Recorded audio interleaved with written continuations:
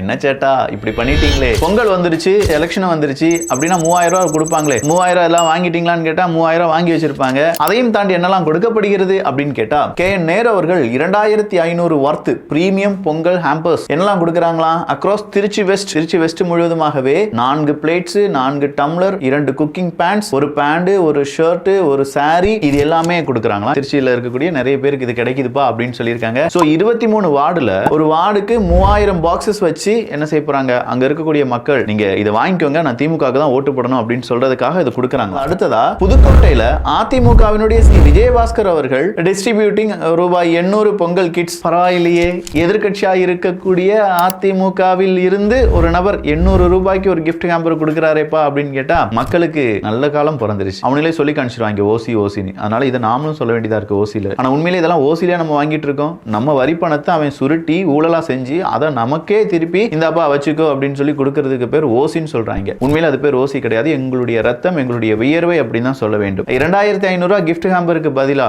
உன் வாழ்க்கையை 2 தலைமுறைக்கு உயர்த்தி விட்டேன் அப்படின்னு சொல்லி யாராவது ஒருத்தங்களால சொல்ல முடியுதா?